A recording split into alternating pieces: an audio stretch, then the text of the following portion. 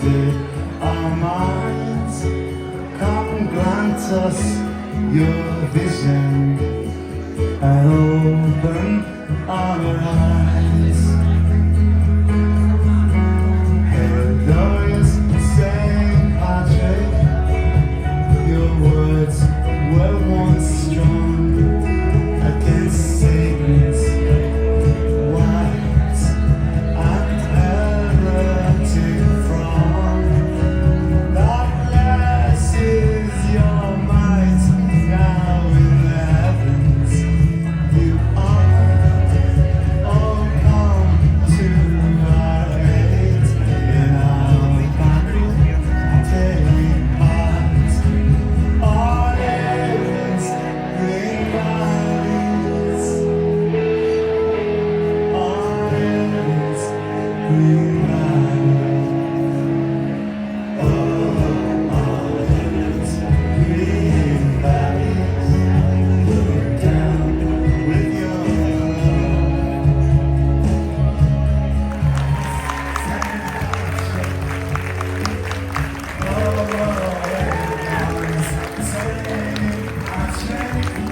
dear Saint of our green valleys. Highlands, green valleys. Highlands, green valleys. Oh, highlands, green valleys. Look down with your love.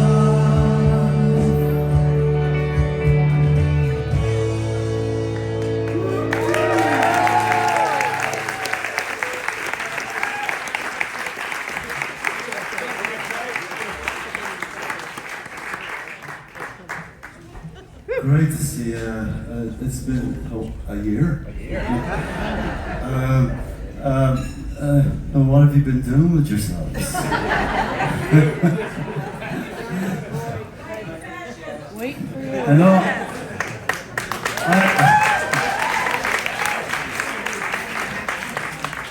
I've been studying the universe, finding consolation in the breadth of the universe, because we have to do something with ourselves.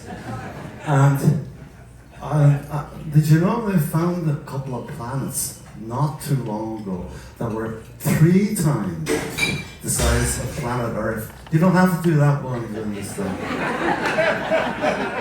I didn't ask for the sound effects, but I appreciate it. Found a couple of planets that were 3 times the size of planet Earth, and one tiny one the size of the moon, way off in a distant constellation about 7 quadrillion miles away in the constellation of Virgo. Now we're here celebrating St. Patrick's Day on planet Earth.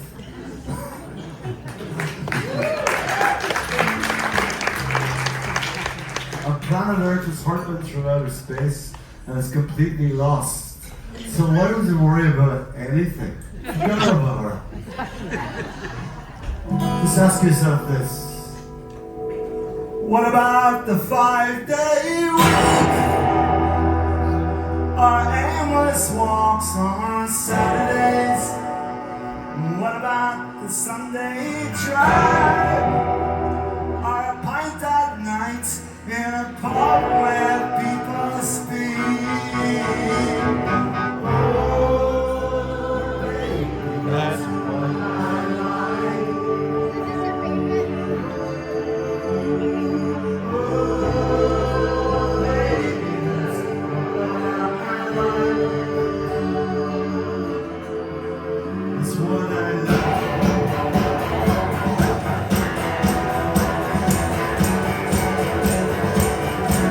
There must be more that we can do than walk, more that we can say than squawk, more we can hear than pep talk.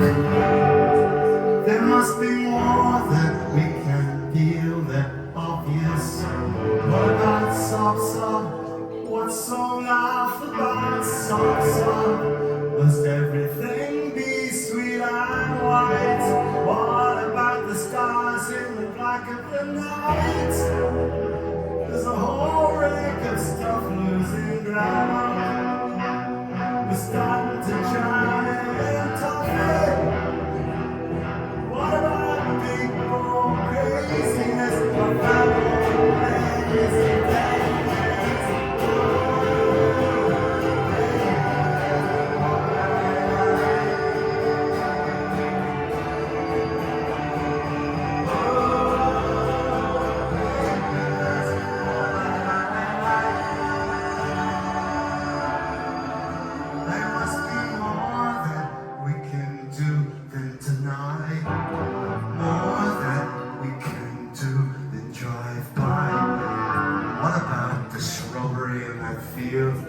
filled with butterflies? There must be more that we can do than count 1 to 10. I'm back again, searching on full speed to our tombstones. And what about the Sunday drive? My homeless walks on Saturdays. What about the 5-day week? Pint at night in a park where people are sleeping. Oh, baby, that's what I like. Oh, baby,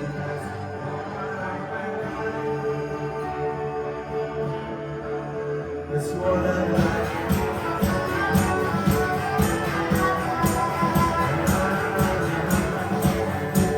There must be more that we can do than shout, more than clout to throw about. The quiet man in the corner almost never gets singled out. Now he can sing a song so sweet and free, like a bird out in the tree. He's not trying to impress. He said they're getting something off his chest. Yes, that's not love, baby, that's what I like.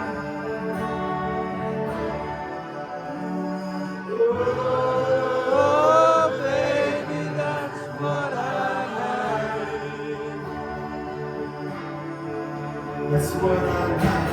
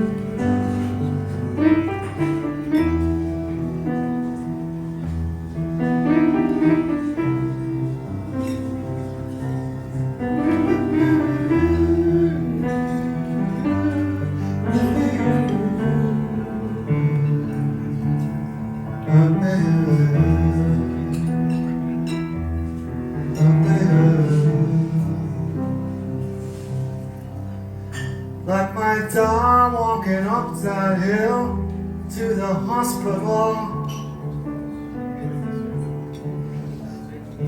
His heart full of joie de vivre. Blue sky up above where it often is,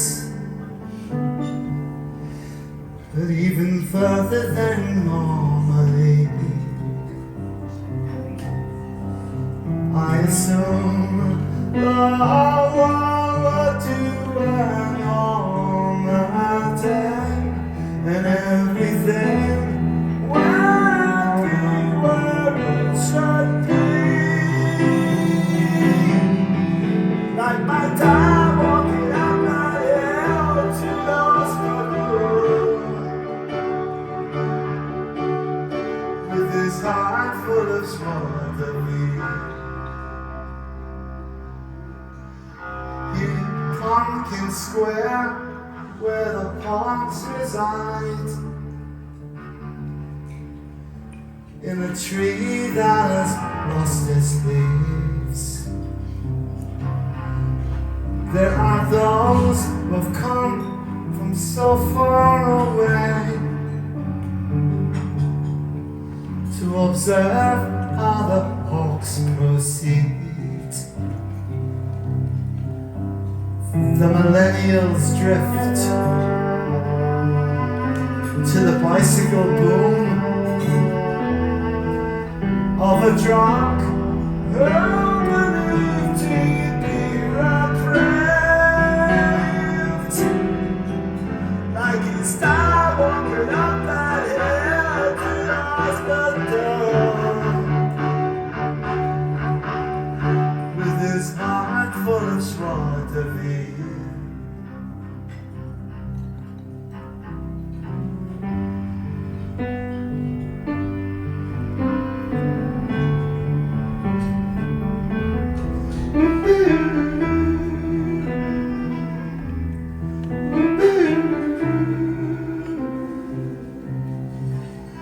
It's a warm autumn night in New York town. Everybody has settled down. The moon was full a few days ago. Now it's past where all might relieved. But sometimes when all fits where it should fall, I begin to address what could that seem. Like my dad walking up that hill to the hospital,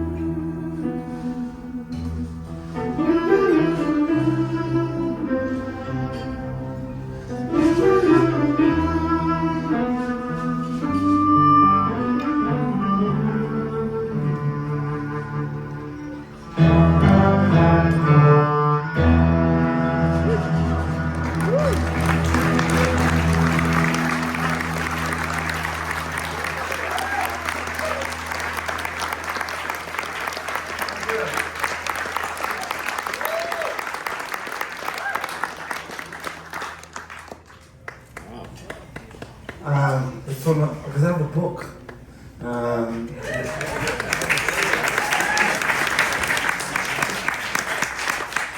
It's called Living by the River, because that's where I grew up, living by the river. It's a story, a book of short stories, autobiographical stories. As I didn't want to write a memoir because I thought you might think I was dying if I did that.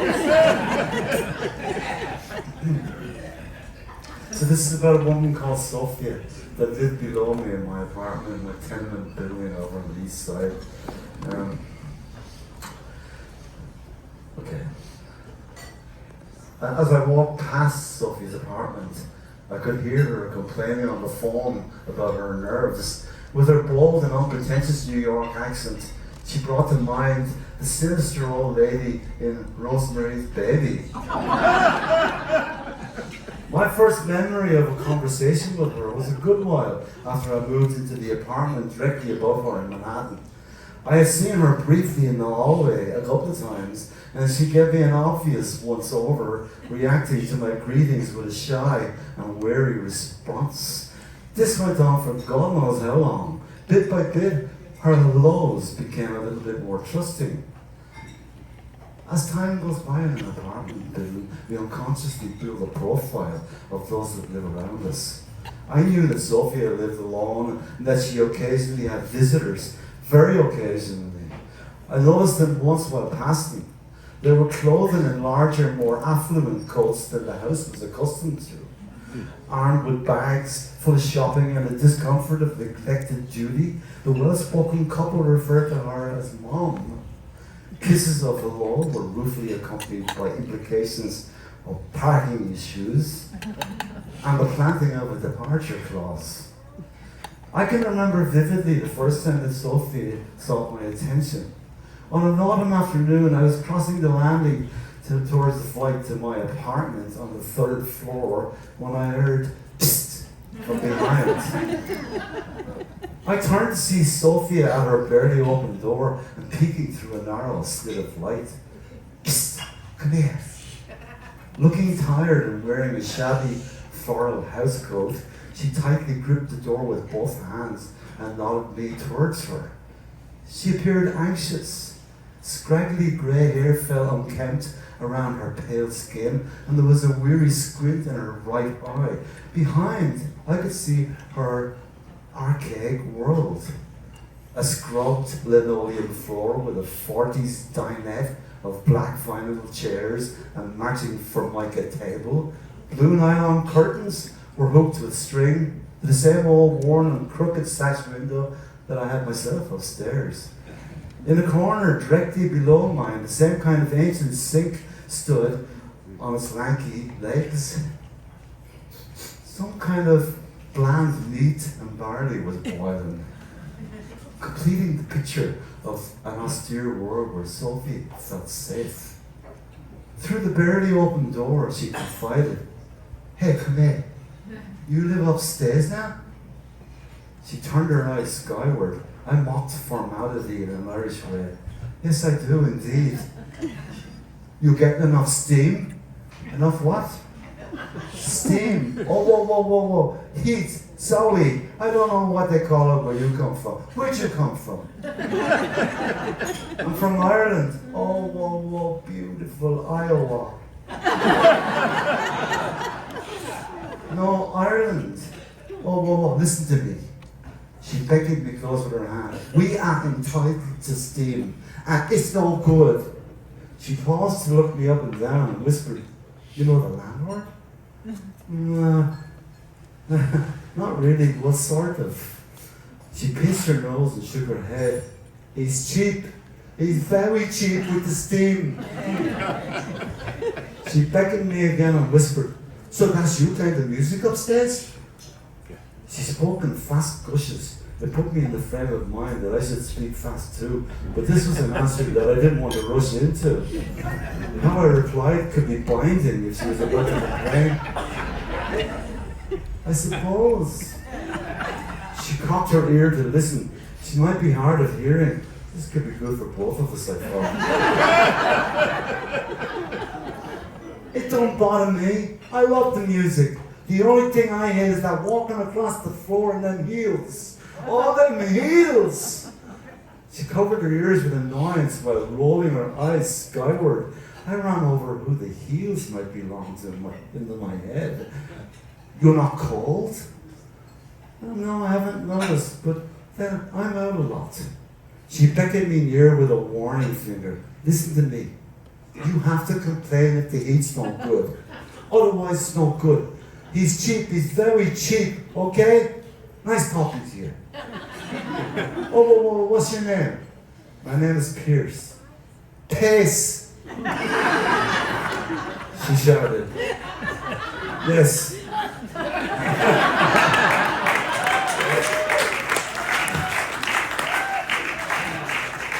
I'm Sophia. Nice to meet you, Sophia. Yeah. She waved me away at the back of her hand, dismissing me to go about my business like a mother to a child.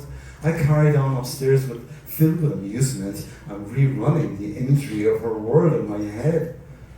After closing the apartment door behind me, I sat down with a cup of tea to relish the encounter. What a relief, I thought. She loves the music. She just didn't like them heels walking across the floor.